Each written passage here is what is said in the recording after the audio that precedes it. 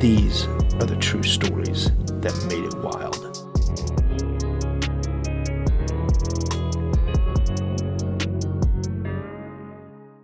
Okay. I know that opening was a little bit ominous, but with good reason. So I want to give you guys a little detail on this first episode and how this podcast came about. So I was born in the Southwest. I've been an avid amateur history buff all my life. I've done literally thousands of hours researching and looking for places like old mining camps, forts, past battlefields, even old creepy graveyards. I pack up my kids in my 4x4. We hunt these places down and we actually stand in the places that we've read about, whether it was a battle that happened there or some type of gunfight. And it's almost like you come face to face with the ghosts of the past. And it's pretty cool to be able to stand there and know that something happened there 140, 150, 160 or more years ago. So it's a great feeling. And I hope that you will be able to get a kick out of some of these stories like I really have. I've dug up firsthand accounts of some of the craziest stories you'll ever hear. There's stories of giants, of lost treasure, deadly encounters, huge bear fights in California.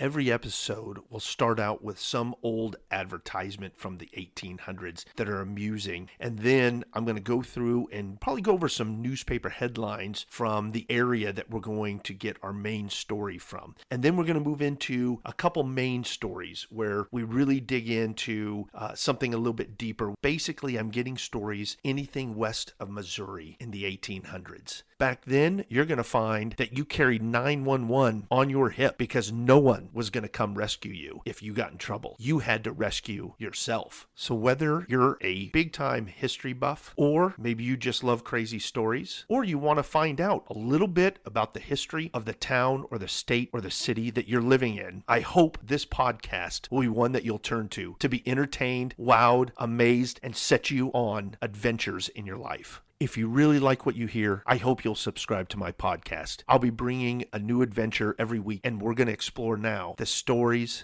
that made the West wild.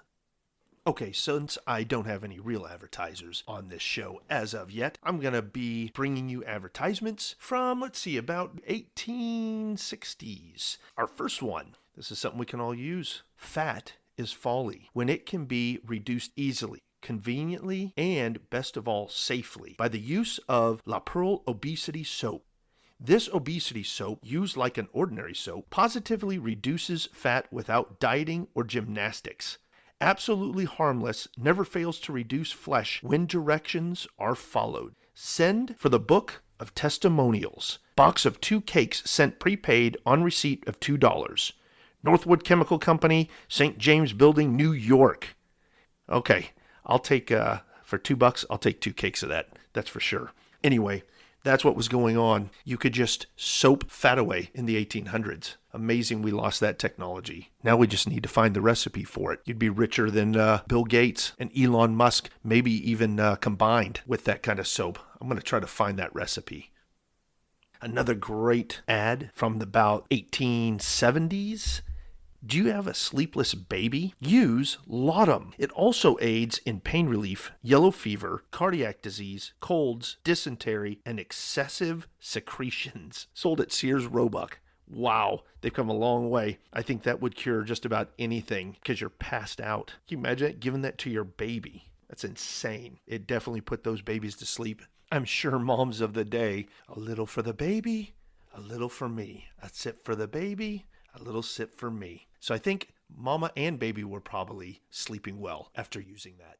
All right, for headlines of the day, we are taking it from the Arizonan, which is a Tucson newspaper, and we are looking at Sunday, March 28th, 1869. Considerable excitement was occasioned here on Friday last by a party of some 8 or 10 Indians having come within 3 miles of the town and attacked a Mexican who had left town on horseback half an hour previous. Though 2 bullets passed through his clothes, escaped with but a slight scratch and returned to town. The alarm was immediately sounded when about 60 mounted citizens, together with a company of cavalry, started in pursuit of the Apaches. These cunning individuals, however, had their plans arranged. Upon seeing the intended victim beyond their reach, albeit they pursued him within 1.5 miles of the town, and knowing that his report would be followed by immediate pursuit, they immediately fled and succeeded in reaching the mountains before their pursuers had gotten upon their tracks. As I told you, it's the Wild West, and some weird things happen out there. How's this for a headline? Same newspaper. Anne Swan, the 9-foot giantess in the yellow dress and black velvet cloak, swept majestically down Broadway yesterday, looking in at the second-story windows. She is as graceful as a swan and seems to enjoy good health, notwithstanding the partial roasting she got at Barnum's Museum. She went to get her picture taken. Of course, it was not full length. So if you get a chance, here's your homework. Google Anne Swan, Barnum's Museum. You'll learn something about her. And one thing I'm going to look at in future podcasts are the mentions of giants. For some strange, odd reason, reading through some of these books, quite a few accounts of giant skeletons or giants being spotted. So stay tuned over the next few episodes, and I will be looking into giants one of these days. So what I wanted to do on this first podcast to kick things off is to give you a couple short stories. A couple of these stories are from a gentleman named George Weeks. Now, he was a journalist, mainly in San Francisco, but he spent time in Arizona, also in San Bernardino, LA area, and was all over the West Coast. He worked as an editor and a copyright from about the 1860s in the West. Retired, I believe it was in the 1915, 1920, somewhere in there. But what he does is he really brings to life in his books what he saw during that time. Toward the end of it, he gives a lot of different short stories that he just found interesting in his time working as an editor and as a journalist in the Western frontier. So what I thought I would do is kind of read through some of these, and it'll give you an idea and just a hint of some of the types of things we're going to be covering in this podcast and stories. So hopefully this will wet your whistle a little bit and want to encourage you to listen in as we dive deeper into longer stories in the future podcasts. Here's a great example of frontier justice from our friend George. Still 1860s, 70s, somewhere in there.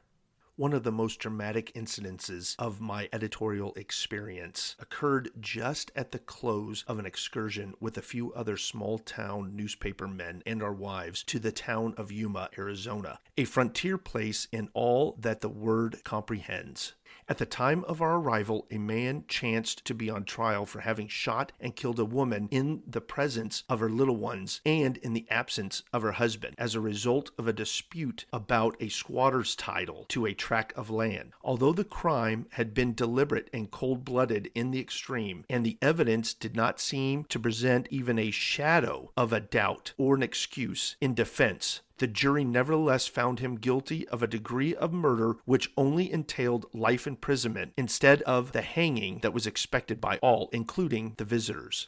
Sentence was pronounced on the morning of the day following the delivery of the verdict. 2 officers at once handcuffed the prisoner between them and started out on foot from the courthouse on one side of the town to the penitentiary on the other, less than a quarter-mile apart. The editorial visitors had gathered in a group on a corner which must be passed, while on the opposite and distant corner, the street being exceptionally wide, the roomy porch of a large mercantile establishment was crowded exclusively with men. Not a sound was heard from anyone as the trio marched grimly and quickly down the center of the broad thoroughfare. But just as they reached a point midway between the local spectators and the visitors, a sharp crack of the rifle was heard, coming apparently from the gathering in front of the store, though not accompanied by smoke. If fired from that point, a smokeless cartridge must have been used. The murderer fell dead with a well-aimed bullet through his heart. The officers released the handcuffs and rushed over to the crowd from which the shot apparently came, and which stood silently awaiting events, no one moving. But though they searched every man, including the husband and the father of the murdered woman, no sign of a weapon could be found on anyone. The coroner's jury found that the deceased met death at the hands of some person unknown. This incident concluded our 3 days' festivities, and an enjoyable time was had by all, including the friends of the murdered woman, though not by the cowardly jury. We returned to our homes the next day with a fresh example of undiluted frontier justice in our memories, and with our hearty approval. Among my most interesting acquaintances in San Bernardino was good old Dr. Stout. 60 years ago, he became interested in electric phenomenon. He studied and experimented and finally announced that he believed communication was possible through either air or earth without the medium of wires. His wife charged him with wasting their substance in an insane experiment. A sheriff's jury of experts was summoned, including the most learned men of the town, such as editors, lawyers, preachers, doctors, and so on. They listened with gravity as the doctor expounded his ideas, and with one accord and no delay, they pronounced him unmistakably crazy. Whereupon he was sent to the insane asylum and remained there until after his wife's death. Then he returned without interference and resumed his experience. At that time, now over 50 years ago, I made his acquaintance and was fond of listening to his theories and explanations as he was having an attentive listener. But of course, along with the other wise men, I knew that he was a lunatic. Who but an insane man could for a moment believe it possible to send communications by the means of electricity and without connecting wires? We published articles written by him, even though all of us knew he was crazy. Are you tired of your dining room table getting scuffed up? Well, how about a new product by The Star? It's an asbestos pad for dining tables. The original and patented dining table pad, not an imitation, the best pad manufactured, made of a special grade of asbestos of sufficient thickness and weight to assure protection from damage by heat and moisture, covered with double-faced cotton flannel to make it soft and noiseless. Ask your dealer to show you the Star pad. All pads and mats bear our trademark, Star, right for the descriptive booklet, made by L.W. Kearney and Company, 253 West 62nd Street, Chicago, Illinois. There you go. Go out and get your asbestos pad and have it sitting around, and not only that, eat off it. This next story I titled, One Lucky Son of a... Never mind. Name's not important. What is the story. And this story took place somewhere in the 1870s. Tom Lee was a confirmed desert rat. He spent years traveling up and down the barren wilderness with a long-eared burden bearer, basically a donkey. Every few months, he came to San Bernardino with a new lot of specimens and jubilantly told of his fresh prospects of striking it rich within a short time and of becoming wealthy. But when the opportunity to realize his ultimate ambition at length presented itself, he did not have the gumption enough to take advantage thereof, and presumably died poor and neglected. Neither did anyone know of the time, place, or manner of his passing with any certainty. Over on the desert across the range from San Bernardino, Lee once located a quicksilver or cinnabar mine. This was the crowning achievement of his life. He had gold mines here and there, silver mines hither and yonder, copper mines in between, and all sorts of mines, from asbestos to zinc. He spent his time going from one to the other, doing the assessment work, and locating still more claims, but never was Lee tired of talking about his wonderful quicksilver mine and of exhibiting the really beautiful colored samples of rich ore. It was a world beater, or was to become such. This was to make him wealthier than any other man on the coast, and he talked so much about it that it became a byword in the entire community.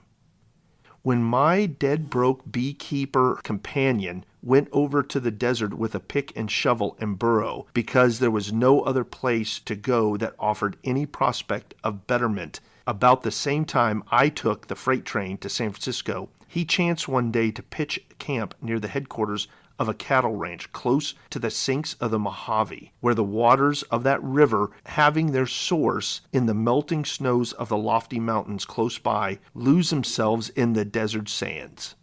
As was natural, he drifted to the bunkhouse late in the afternoon and was invited to supper. During the evening, while talking about his new prospecting, one of the cowboys asked him, "Why don't you go up into the hills and see old Tom Lee's quicksilver mine? He thinks he's got a big bonanza there, and you might locate an extension." This seemed like a good idea, and after obtaining explicit directions as to the route to follow, he led his pack burro into the hills the next day and soon found the dump of the mine, which was extensive enough to attract attention from a considerable distance. The shack was deserted, and there were no indications of recent human occupancy.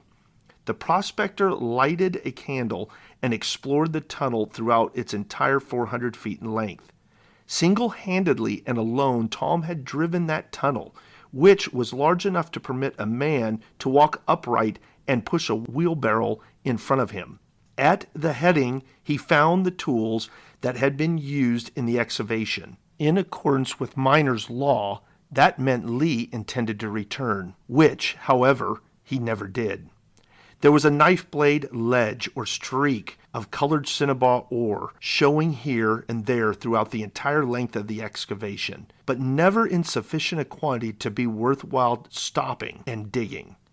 After giving the tunnel a thorough examination, Waterman concluded the vein was not worthy of following. He returned to the dump and stood for a while looking casually at the vast accumulation of waste rock that had been so laboriously extracted and wheelbarrowed out.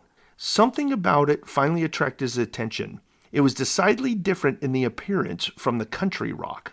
After picking up and examining a number of fragments, he concluded that it might be worthwhile to take a chance and invest a few dollars in having some specimens assayed. The fact that they were different was his motive, as he had not the slightest idea of the actual nature of the rock. A couple of years or less later, I was in San Bernardino and chanced to see the great desert freight wagons coming into town, each drawn by 6 mules, which tugged as though pulling a heavy load through no cargo of any kind could be seen projecting above the high sideboards of the vehicle. They halted in front of the express office. I called to the boss, my old bee herder acquaintance, who was sitting on the driver's seat by the side of the superintendent of the motive power. In response to my salutation and query as to the character of the cargo, he replied, "Climb up on the hub and take a look." I did so. The entire floor of the wagon was covered with great oblong bars of pure silver, as close together as they could be packed, and so too was the floor of the second wagon. It had all come from the lost quicksilver mine of the desert rat Tom Lee. The worthless waste dump was found to be composed of the richest kind of silver ore, but of a character unknown in that part of the state, and hence not having received attention from its discoverer, who was too busy following the crimson cinnabar thread to pay attention to the less picturesque deposits. This dump had been working at the outset, the rock being shipped to a smelting plant. I was told that it had returned a fabulous amount, more than enough to defray the cost of the works required to handle the ore. The vein itself proved equally rich with the waste on the dump, if not more so. The fortunate discoverer told me that what I was looking at was only a portion of the output of the mine. I do not want every Tom, Dick, and Harry in San Bernardino to know my business, so I send shipments like this from 3 or 4 different, widely separated points on the railroad. Not so many years after this fortunate discovery, Waterman was ranked in the millionaire class, and when the next state election was held, he was chosen governor by an overwhelming majority.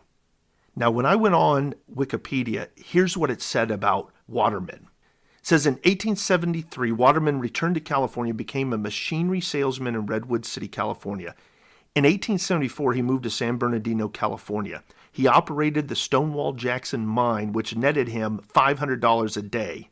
In 1880, while residing in San Bernardino, Waterman discovered a silver mine with John Porter a few miles north of Barstow, California, then called Grapevine.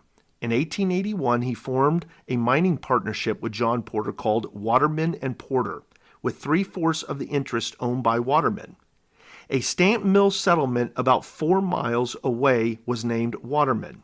The South Pacific Railroad came through Waterman in 1882, and 100 men were employed at the mill and the mine. The mine produced 40,000 tons of ore worth $1.7 million before it closed in 1887 after silver prices declined. In 1886, he purchased Rancho Cucamonga, including California's Stonewall Gold Mine. On the Cuyamaca Ranch, he raised cattle and helped build San Diego, Cuyamaca, and the Eastern Railroad. He was elected lieutenant governor in 1886 as a Republican and became governor in 1887 upon the death of Governor Washington Bartlett. In 1886 election was the first split between two posts in California history. As governor, the Waterman Rifles militia was authorized for San Bernardino, California, named in his honor since he was a resident of the city prior to the election. In 1889, possibly at Waterman's urging, the 300-acre Harlem tract in Patton, California, was chosen for the first Southern California insane asylum. It opened in 1893 and would become Patton State Hospital in the Highland area of San Bernardino. He served as lieutenant governor and governor. His administration suffered from his lack of elected office and poor advisory support. He strongly supported the congressional resolution creating Yosemite National Park. The question whether to divide California was a major issue in his term. His nickname was Old Honesty. He would not tolerate drunkenness, overspending, nor dishonesty, and vowed to run the state as a business. He chastised the legislature for having 228 clerks when only 35 were authorized. Though he served out the remainder of his term, his poor health caused him not to seek re-election. He moved to San Diego, where he is buried in Mount Hope Cemetery. In 1891, he purchased for $17,000 a Queen Anne-style house built in 1889, known as the Long Waterman Mansion, now located at 2408 First Avenue in San Diego, California. We're going to close out this very first podcast with 2 quick stories that I hope you'll find amusing, and it really speaks to the uniqueness of the things that happened in the Wild West. Every old-timer in the Southwest knows the story of the Lost Gunsight Mine. Its history is brief enough. It's in the Death Valley region. All that is known is this. The sole survivor of a party of lost immigrants was wandering on foot and made camp one night close to the base of a ledge of considerable height. He built a fire against the rock, and in the morning, while stirring the ashes to see if any coals were alive, found a small cake of molten metal plainly extracted from the ledge by the blaze of the previous night. On scraping this with his knife, he concluded that it was lead. It chanced that he had lost one of the sights from his old Jaeger rifle. He took some of the molten metal and made a new gun sight. When at length he left and reached some settlements, he asked a gunsmith whose acquaintance I had early made to replace the crude device, the one that he made, with a more suitable one, at the same time relating the history of the makeshift lead appliance. The gunsmith examined and tested the handmade sight, and he said to the man, "Lead? What are you talking about? This is not lead, it's pure silver." Then and there began the search for the lost Gunsight Mine, and although 3/4 of a century at least have elapsed, it has never yet been found, and is out there yet, waiting for some lucky desert rat, or more likely a tenderfoot, to find it. It would be a tenderfoot's luck. I hope you enjoyed this week's episode and the crazy stories. And until the next episode, keep your horses tied up. Thanks for listening.